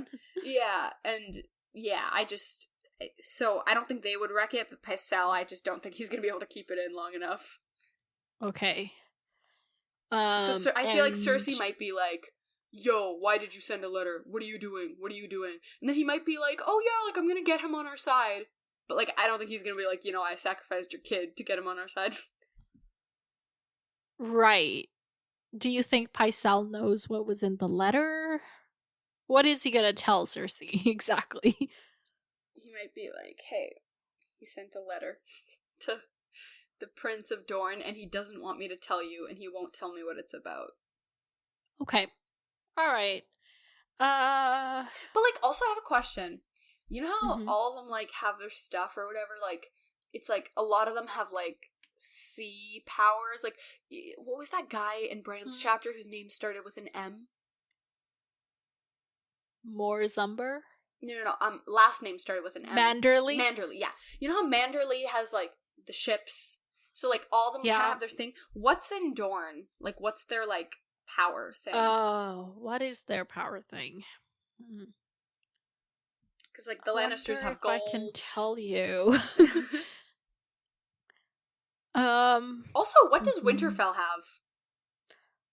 Winter? I mean, somebody's gotta rule over the Winterlands. Nobody wants to go live in the harsh weather, you know? Right. Okay. Somebody's gotta do it, so the Starks have done it for a few thousand years. Just let them do it. Yeah. Okay, so if you remember from, like, the appendix from the first book, the Martells are one of the great houses. Mm-hmm. Their words are unbowed, unbent, unbroken, because they were the only kingdom that Aegon could not conquer. Dang, okay. Why? Yeah. We don't really know. Okay. Like, do you have your Game of Thrones book there? I can get it. Hold on then, don't move. I will look it up. Because I don't want to tell you anything that's not in there. Okay. You know? Right. Yeah, I got you. Okay, let me... Appendix, House Martell. Okay, so the house was founded by Nymeria, the warrior queen, who landed her... Nymeria, the warrior queen, who the wolf is named after, because she was cool, right? That's why I said ooh. Oh, I heard who. Oh, no, I said ooh. Oh, okay, yeah, so... That's the reason why they call themselves princes. Like, it's the Prince of Dorne, you know? It's not the Lord of Dorne. Okay, yeah, I was wondering, like, why are they, like, special royalty? So, it says, alone of the 7 kingdoms never conquered by Aegon the Dragon, it was not permanently joined to the realm until 200 years later, and then by marriage and treaty, and not the sword. So, like, they married, like, a Dornish princess married a Targaryen king, and a Targaryen princess married a Dornish prince, and, like, they were, bound by marriage. Dang, okay. That's all it says. Like, we don't really know Yeah. how they managed to fend off Yeah, Aegon the that's Conqueror. amazing. Okay, go them. It is, I like isn't them. it? Yeah. You don't know why, but they are my favorite house. Oh, okay. Yeah, if I were not like, even to the Starks. Dang. Yeah, if I had to live anywhere, I would live with them. Oh my gosh. I mean, yeah, who would want to live near so close to the wall? The Starks are too rigid, Yeah, that's true. I am the outside of the box everything. Like, I don't fit into any boxes, and they're like, all they are is one box. Like, you're either in the box or you're out, Yeah. Yeah. Like, they're the main protagonists, so I like them, but like, Yeah. I don't want to be a part of House Stark. That's true. I want to be part of the Targaryens. I want a dragon. I don't know. They're like the whole incest thing, plus like dragons. Like, I don't know if I want to ride a dragon. I'm like afraid of horses. Like, Yeah, that's my right. generalized zoophobia would not do well with dragons. Oh my gosh, yeah. So, no, I don't want to do them. And then like the Lannisters are just Awful. so like all their, it's like, I got money, and I'm like, okay, that is not your personality. Like, I mean, it is your personality. That's the problem. yeah, like what else is there about you? Yeah, definitely. The Baratheons, I would be okay with being part of the Baratheons because they're like this, like, they're just party boys. Yeah. Except then you meet Stannis, and you're like, what if I get stuck with Stannis? True. Imagine being Stannis' kid. Aw, poor whatever her name is. Selyse the wife. Shireen. Poor Shireen. Yeah, who else is there? Oh, the Greyjoys. I mean, I don't know. No, again, they're terrible. Really? Honestly. They're some of the most entertaining. But like, you met Theon's dad, and he was like, did you buy that with gold or iron? Right, right. Like I don't want to deal with any of that. Yeah, that's the true. Martells are cool. Yeah. Wait till we get to know them. Okay, nice. Okay. Oh wait, what about you? Who of the houses you do know?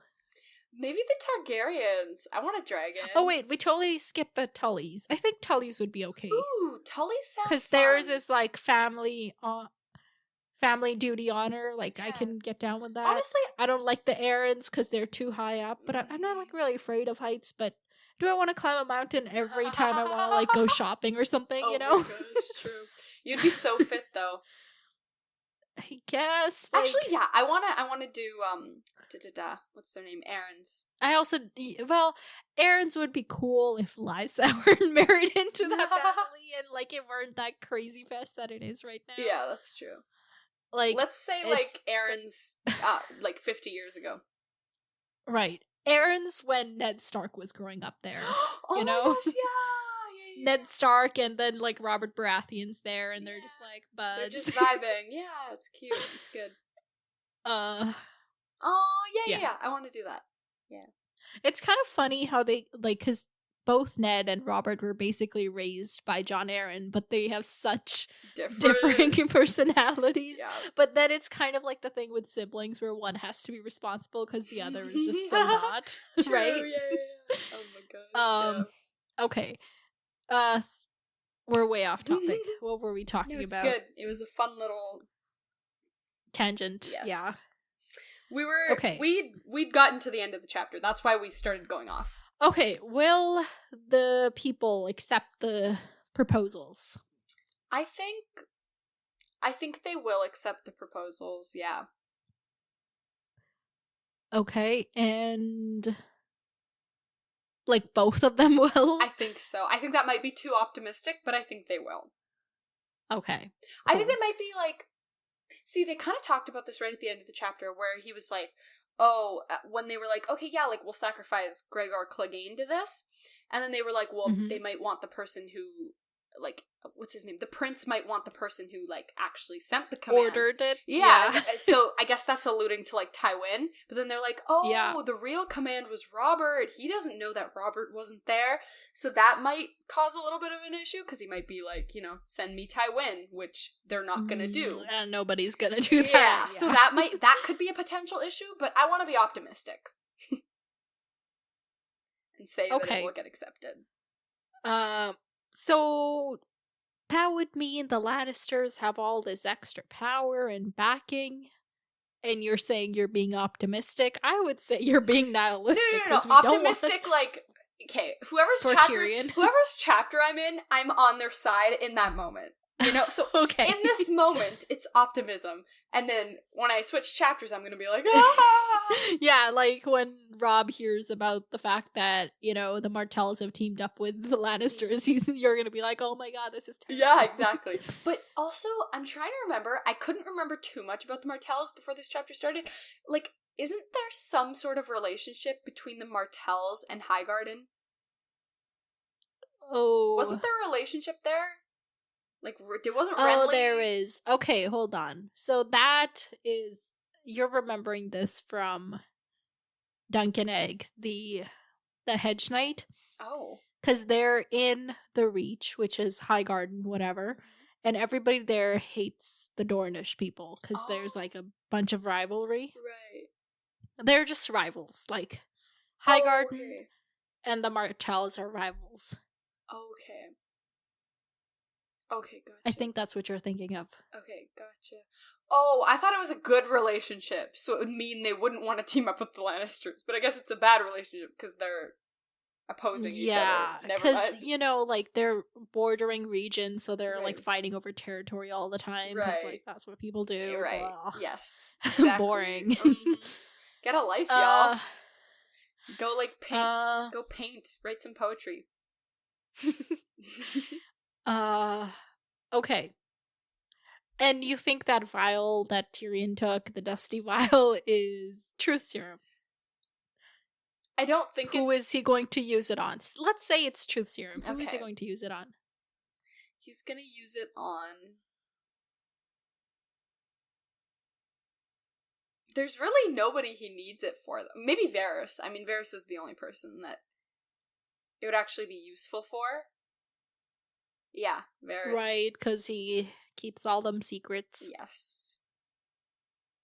He also can't figure out if Littlefinger is a real liar, so maybe him.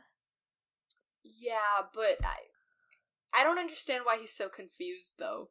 Like, I don't understand why... Like, it's obvious. Yeah, I just don't understand why he's like, oh, now I'm doubting whether Catelyn was lying. And I'm like, have you met either of these people? Like, yeah, who is the more likely liar? Yeah. Yeah. Okay, yeah, I'm I still feel so that. confused about the Littlefinger knife situation. I'm so lost. Yeah. Because on one hand, I'm like, okay, Littlefinger wasn't there. You know what I mean? Even if it is his knife, he wasn't there. But then on the other hand, I'm like, I guess he could have been, like, sending, like, ravens back and forth with someone, but at the same time, that's just so unlikely. Wait. But the big thing with the knife, though, is that Littlefinger told Catelyn that the knife belonged to Tyrion, which caused all of the things. Yeah. Like, it's not so much that... the knife isn't so much that Littlefinger sent whoever to kill Bran. It's more that Littlefinger sent Catelyn off on the wrong trail. Yeah. Like, that's what the significance of the knife is. Yeah, I know, but I'm just... and also, do we know the knife is Littlefinger's? Like, it's with him now, but did it start there? I don't know, man. I don't know. But then, like, is it Jaime's? Is it somebody random's? But why would they care? There's just so much. It's so confusing. It's literally this was our like inciting incident, and it's been 2 books. Yeah, it's like the first mystery, and you don't know who is behind it. Oh my gosh, it's just such. Give it another book and a half, maybe. Really? No, dude. Oh my gosh. Okay. Well, you're being serious. Like another book and a half. Maybe. Oh my gosh. Book 3 finale. Book 1 finale was dragons. Book 3 finale, this random ass knife. We're gonna finally find out who sent somebody to kill Bran. Oh my gosh. Okay. We're way off everything. I need to see if there's any other questions I can ask. So Harrenhal is supposedly cursed. If this deal works out, Littlefinger is the Lord of Harrenhal. That's kind of fun. He gets cursed. Actually, no. I feel like yeah, Littlefinger... will he get cursed? That's like my No, question. that's the thing. Littlefinger is so awful that even the curse will be repulsed by him. The curse is repulsed by Littlefinger. Yeah, that's how repulsive he is. Okay. I don't think he's gonna get cursed. It'll be like as soon as he gets Harrenhal, like it'll just work out perfectly, and they'll be like, "Wow, the curse stopped with him." Right. Okay. He seems like the character. Everybody else is gonna die, and he'll be like the only one alive at the end of the 5 books. Maybe. You know how in Harry Potter, Voldemort puts a curse on the Defense Against the Dark Arts teacher position? Yeah. So maybe Littlefinger put the curse on the castle, and if he gets it, the curse breaks. Bruh. No? Oh my gosh. Was he thinking that far in advance? He seemed... But also, the first person that died in that castle was 300 years ago. So. This curse has been going on for a long time. Oh my gosh. Yeah. That's funny. Yeah. Okay. I had one more question, I think. Can't remember. Oh my god, what was it? Oh my gosh.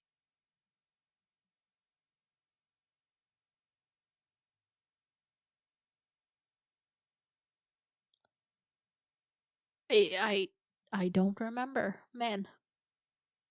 Okay, if it comes to me, I'll ask you, but let's move on to Sansa, because we're at an hour and a half past that, so Yes. let's get on with this. Do you want me to start? Yes, please. Start with the stock. so okay, so we start the chapter, and the first line is a note that Sansa received. Come to the Godswood tonight if you want to go home. She receives this note, and it's not a handwriting she knows, it's not signed, it's not sealed, it's very random, and she's very suspicious of this note. And on one hand, it's like, okay, yeah, like, she wants to go home, but on the other hand, she's like, what if this is a trick to, like, test my allegiance? Like, why would someone do this? Who would I, like, it's not like Arya's in the castle walls, you know what I mean? That, like, she would try to help me, and she's like, you know what, I just need to ignore this, like... And her bedmate comes in as she's kind of thinking this through, and this is, like, another trend that we've seen with Sansa ever since bad things have started happening. It's just, like, she's gone from trusting every single person to, like, she literally trusts nobody, like, literally, like... Which is honestly the way she has to be. Yeah, exactly. And, like, just with her maid, she's like, oh my gosh, the maid saw the note, even though I hid it, and the maid's about to go tell the queen, and she's... All of these doubts are running through her head. We find out that her maids are changed, or servants are changed every fortnight to make sure that none of them befriend her. Yeah. And she's pretty certain that all of them are spies for Cersei. So yeah, with the note, she's wondering if she should, like, take it to Cersei to prove her allegiance, or, like, you know, yeah, exactly, whatever. And while she's also thinking of the note, she remembers this. You know, she feels this big pain in her stomach where fucking Sir Meryn Trant hit her with a gauntleted fist. Mailed fist? Mailed fist, that's the word. Mailed fist sound like he put his hand in a letter and mailed it to but, like, you know, she was, she said something like, oh, I hope the others get, Janos Slint when he gets to the wall, because she doesn't like him, but she said it in front of Joffrey, which resulted in the hit. So, you know, she doesn't want... She wants to believe this note, because her life is just so fucking terrible. But at the same time, I just wanted to... Yeah. But at the same time, it's so dangerous. It's just so unlikely that this note is real that she's like, whatever.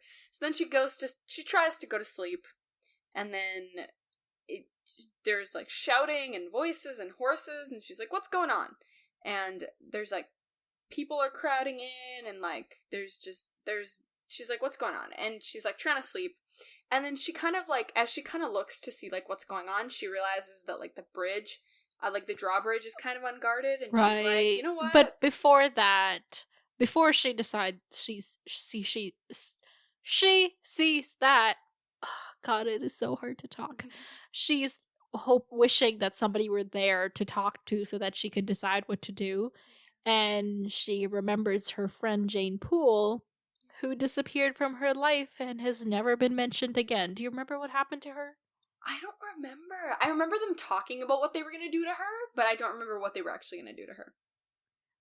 It was just like, Littlefinger will take care of her, and then we never hear about it again. Like, probably a brothel.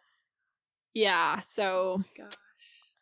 Yeah, anyway, I just wanted to bring up her friend. And then she, hears the commotion again, and this time notices that the guard is not there. So she gets dressed quickly and runs out and ducks and hides and she spies her way. Yeah, she sees Joffrey and she's like, I can't look at him. I'm just gonna keep going straight. Yeah. And there's, like, a bunch of people, and she finally gets to the Godswood, and she's just like... Oh, and she also has her, like, knife, like, from that she uses to cut her meat with. Yes. With her, because, like, that's the only weapon she's got in case this is a trap. She's like, I would rather die than let them get me. Mm-hmm. So, just a little bit of, darkness peppered in there. Yes, this is it's funny. It's like reading a Sansa and Arya chapter at the same time. Yeah. It's like the thoughts are Sansa's, but the actions are Arya's. Mm-hmm. And she, goes to the Godswood, and as she's approaching, the other sounds kind of die off, but then she gets startled by the ragged black tomcat with the chewed off ear. Yeah. Do you remember the theory about this cat, that it belonged to Rhaenys Targaryen? Yeah. So, there's that cat again, just around. Yeah. And then she finally gets to the Godswood, and she's like, there's something about being here that is just, you can feel the old gods watching you. Mm-hmm. And she's just looking around and she's, praying for a true knight to help her. And then she hears somebody say, I feared you would not come, child. And she whirls around, and it's Sir Dantos. Yeah, it is. Very drunk Sir Dantos. And she's, like, not impressed, She's like, what do you want? He's like, I want to help you. And I drank to, help my courage.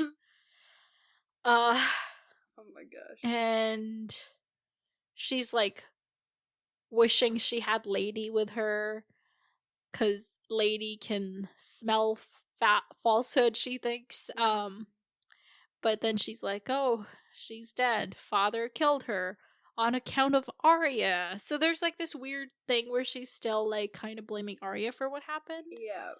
Even though Joffrey was what happened, Yeah. It's like this is like a kind of a, she told herself that lie so often that she's kind of come to believe it, I feel. Definitely. That's sad.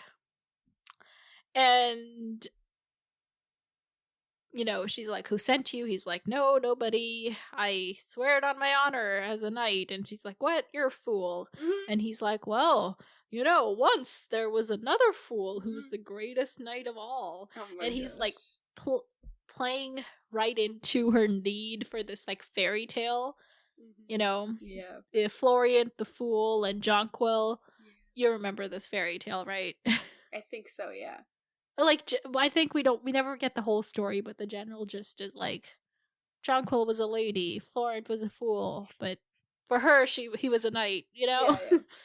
All of that. And she's fine, like, okay, fine. Help me. How are you gonna do it? And he's like, okay, so somehow we'll have to get you out of the castle, but once that's done, I'll get us a ship and get us out of here. And she's like, well, can we go right the fuck now? And he's like, no, we can't. And what is it? Yeah, he's just like this whole thing, like, oh, I was terrible, but then you saved my life, and now I see the truth. Now I see what I'm supposed to be and what I should have been all these years. Yeah. And she's like, okay, fine, I'll trust you, but how will I know when it's time to go? Will you send me another note?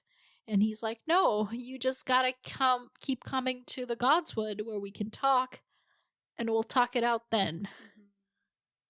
And that's the plan, I guess, for now. Yeah. And he's like, okay, we still gotta be, like, mean to each other on the day-to-day, because, like, we can't let people think we're in cahoots. Yeah. And she's just like, yeah, just hurry. And then they're like, okay, cool, leave. You talk. Yeah, so then he's like, okay, you know what? We'll get through this. This'll work out. And then she's like, my Florian. And she kisses him on the cheek, and then she leaves. Sorry, it's just kind of gross. This, like, 40-year-old dude is just like, let me be your, but the Florian, whole, like, yeah, it's gross. Yeah. It is gross. Yeah, it's very weird. And so she's kind of like running home because she's like, okay, like I'm not about to leave, like I gotta get home, or not home, I gotta like get back to my room. And she runs into the Hound, who is also drunk. Mm-hmm. The Hound realizes it's her, and he's like, little bird, where were ya? Out of your cage. And she's just like, oh my god, I was in the Godswood praying for Joffrey. And he's like, yeah, right.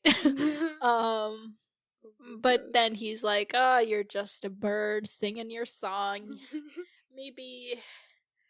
He's like, go to your cage, little bird, I'll take you there. Kind of like takes her there, and then there's Sir Boros there, who's like the guard there, and she's like, ah! Yeah, he's like, what are you doing? He's like, mind your goddamn business, and yeah, blah blah blah. And he's like, what's the ruckus at the gate? And Boros is like, yeah, so people found out that we're prepping for the wedding feast, and they're like, we want a feast too, and it's just the distress when there's a billion Tyrik's people. Wedding feast. Tyrick, I think, is a Lannister. Did we know about this wedding feast? I feel like this is the first time I don't think we did. This. I didn't know we had a wedding feast. Well, Tyrick Lannister is one of them cousins. Of course. Apparently he's getting married, and there's going to be a feast, so. Great conditions for a marriage right now. Love this. Yeah. And, I honestly, like, don't remember anything about this, and I'm like, yeah. What? Tyrick got married? When? Oh my gosh. What? I don't know. I feel like there's like somebody zapped me and I forgot that whole part somehow. Oh my gosh, yeah. Anyway, so Joffrey, led a sortie and sent them scurrying, and I'm like, oh, so brave of him.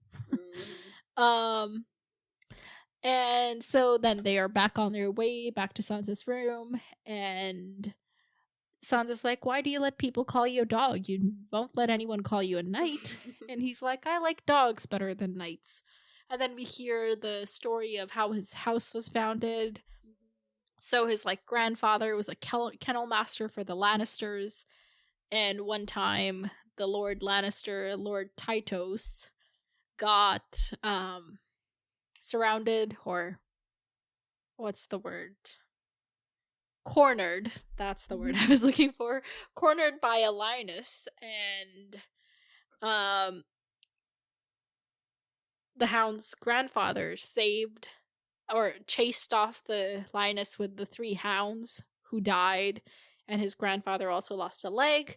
So the Lord Lannister gave him lands and a tower and, all of that. And that their banner is like now the 3 dogs that died. And he's like, a hound will die for you, but never lie to you. So that's why I like them. Yeah. And he's like, oh, what about that song? You gonna sing me a song? And she's like, I can sing you about Florian and Jonquil. And he's like, ugh, please. I don't want to hear that bullshit. Yeah. Someday I'll hear a song. And she says, I will sing it for you gladly. And he's like, oh, you're such a bad liar. They're all liars here, and everyone better than you. Harsh. The Hound is always bringing, like, the truth bombs upon I was gonna say Arya, but Sansa. Yeah, definitely. So, will Dantos help Sansa escape? I think so. Will they be successful? Yeah, I feel like, you know what I think's gonna happen? I think What? Sansa's gonna get help escaping, and then Arya's gonna get caught. So it'll be back at square one. Oh, no. Yeah. Where will Sansa go? Sansa will go to Winterfell. Where else would Sansa go? I mean, Sansa could, like, go try to, like, find her brother or something, but, like, that's, like, they're literally in the middle of war, so maybe Winterfell is safest. Right. Well, last time we met them, they were at River Run, which is a lot closer than Winterfell. That's true. They could... But wouldn't it be easier... What, like... Could... Okay, wait, so the plan is he's gonna, like, get her to, like, wherever the ships take off, and then she can take a ship, right? That's kind of the plan right now? Right. So, could she take a ship? And he would probably have to escape with her, because, like... Yeah. If he doesn't, then he is gonna get found out and killed for it. Yeah. Could she just take a ship to River Run?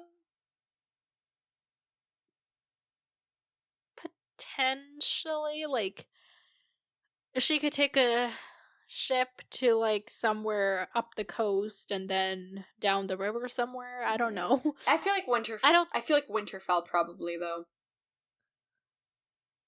Okay, alright. That's cool. What else? And what about the Hound? His, like, they're all liars here and everyone better than you. Do you think that has anything to... Is that, like, kind of, like, us as readers to think about the fact that Dantos might be lying? I hope not. I was thinking... Like, it all happens in the same chapter, I know. It kind of points to it. I know, but I want to ignore that.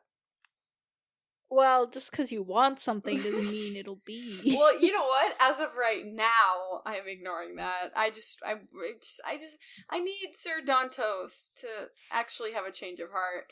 And also, I just feel like, why would they, like, this is too stupid of a setup to have any purpose for anybody. Like, you know what I mean? What is too stupid of a setup? Like, why would this be a prank?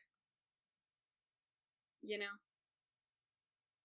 Like, who would benefit Maybe from this? Dantos doesn't plan to actually take her home. He's just gonna be like, yo, she's unfaithful. Maybe he will take her away from King's Landing, but not home. What about that? That's possible.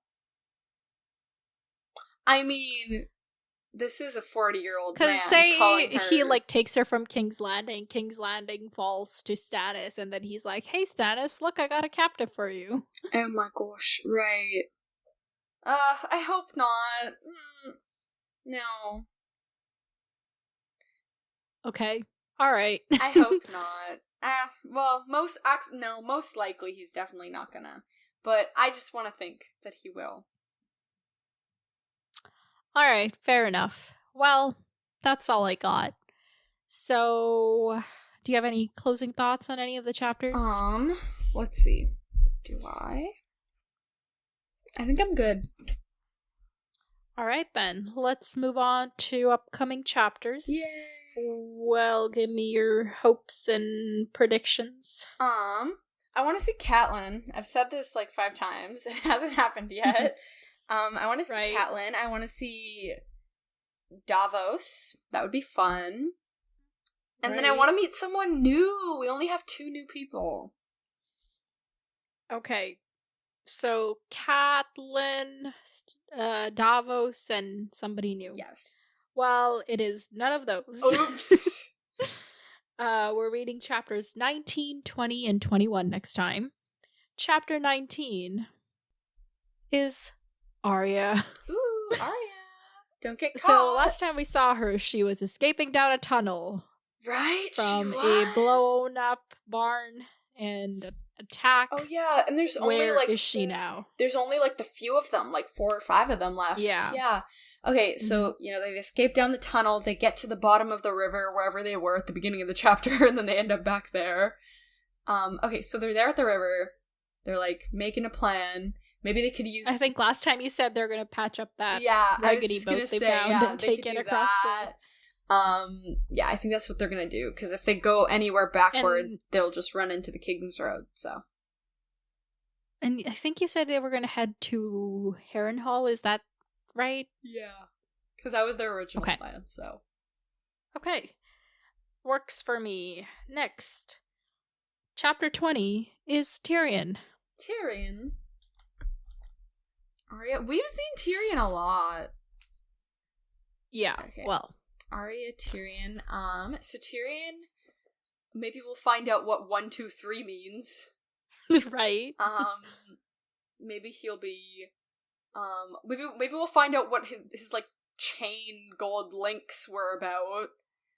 Oh, right. Well, they weren't gold, they were just like big it was just like links. Steel or iron or something. Yeah. Maybe we'll find out just like what he's up to, I guess. I guess we'll just see what he's up to. Maybe Cersei. Maybe we'll get a response from either of the people. Yeah, maybe. That would be cool. Yeah, definitely. Alright. That's fair. Next up, chapter 21 is Bran. Bran! Ooh. Okay. Write that down. That's 2 people that we just had. Yeah, how important are they? They're coming back right away. Okay. So Bran is gonna have dreaming. Bran will be dreaming. So maybe they finally made a decision about who to marry, who to be the heir, and all that stuff. Maybe Bran tells people like, "Hey, these rumors that Stannis is putting out are actually true." Okay, that makes sense. I guess that's it. Those are the 3 chapters. Yay! You have them written down? Yes, I do. Okay, finally we'll be in the 20s. Oh, wow. And, even though so right now, my Kindle tells me that we've read 30%, 29% of this book. 30, 29, somewhere in there. So, we're making progress, right? Oh my gosh, we've read 30% of this book? Yeah. Oh, wow. But, nothing has happened. All of the things that are actually going to happen are still to happen. So, dude, that's crazy. Literally, I'm looking at, the chapters we've read. They're all, basically introductory. We kind of got into, planning and thing, but really. Yeah, nobody's actually done anything yet. They just keep talking about how the other king's gonna do something. Exactly. How they might. This book is so good. I can't wait. Oh my god. Okay. What's your favorite chapter? Let's wrap it up. So far? Yeah. No. Overall. What am I gonna say? Chapter 43? What do you want me to say? I don't know. Spoiler? No. No, we are not doing that. I know there is one particular chapter that I am really looking forward to, but soon? I'm not going to tell you which one it is. Not soon enough. I'll say that. Whatever. In Game of Thrones, the chapter like, you know, there's like few, like the first big chapter was obviously like the Bran falling and him finding out. That was like the first one. And then when Lady dies, that was a big one for me. Yeah. And when we find out it's Jaime's, that one was a big one. Yeah. And then Ned dying. Obviously Ned dying. Like there's like all these major moments. The first one in this book for me was meeting Davos, just because I love that dude, you know?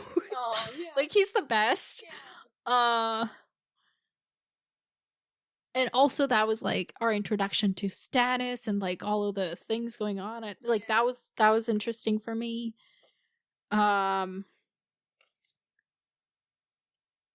Oh, okay, there's another chapter coming up pretty soon that I'm looking forward to. It's not the one that I was talking about, but it's good. Okay.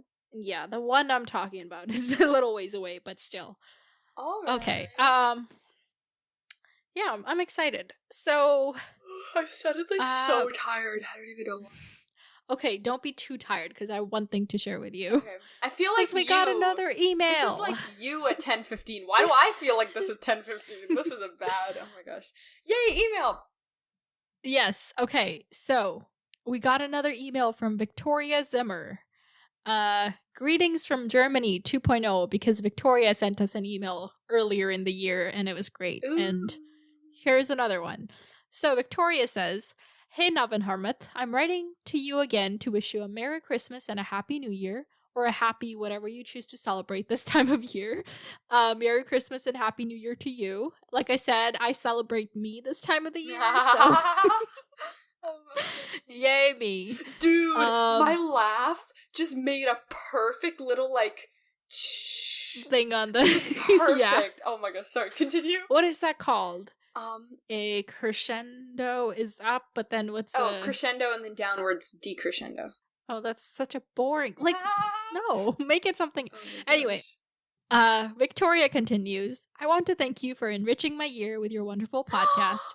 Thank you for writing to us, Victoria. We love it. That's so kind. We're so glad you like it. Yes.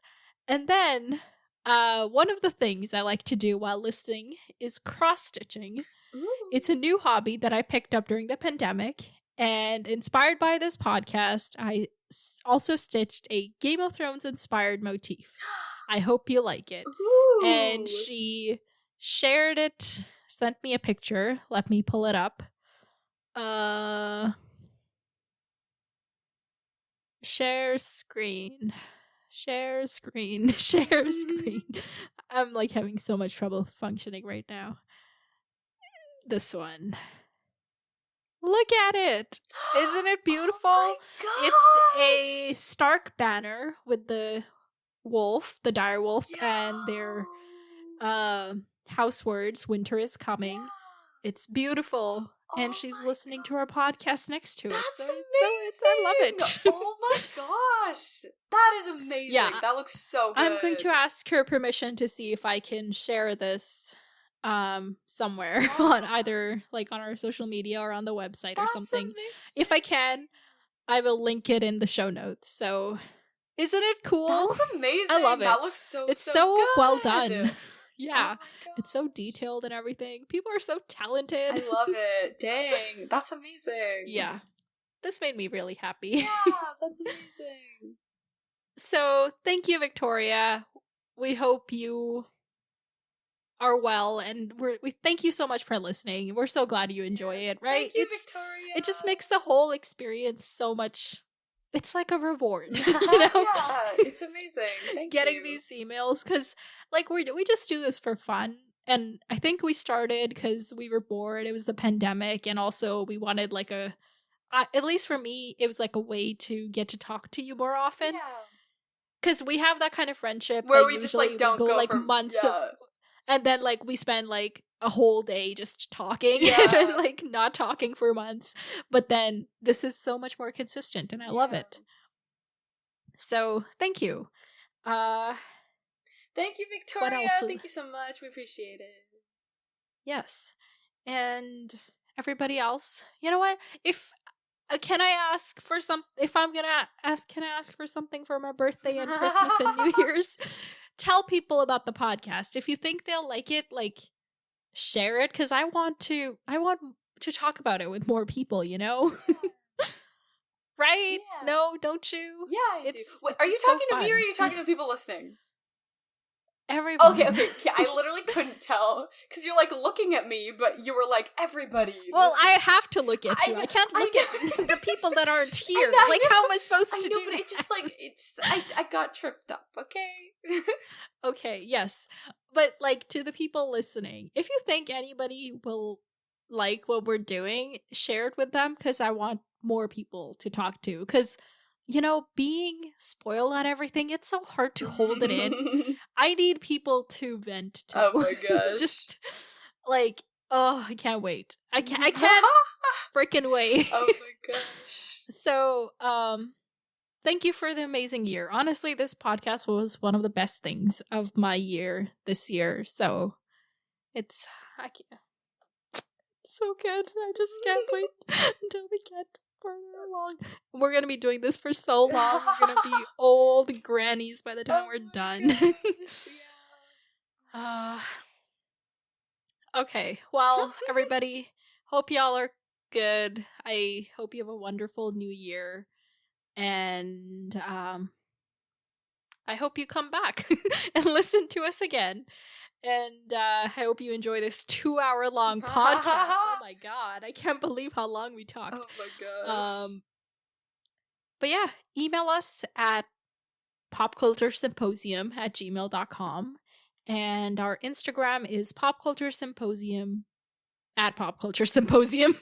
No. Sorry, I always forget how Instagram works. Usernames and how anything works. Words, life, Instagram, you know. Oh my it's gosh. hard out here. Yes, it's brutal out here. Yeah, thank you for making our lives better with your wonderful emails. Thank you, Harmith, for agreeing to do this for like an infinite amount of time because we have no end in sight. I just love it. So until next time, Happy New Year. Talk to you later, everybody. Happy New Year.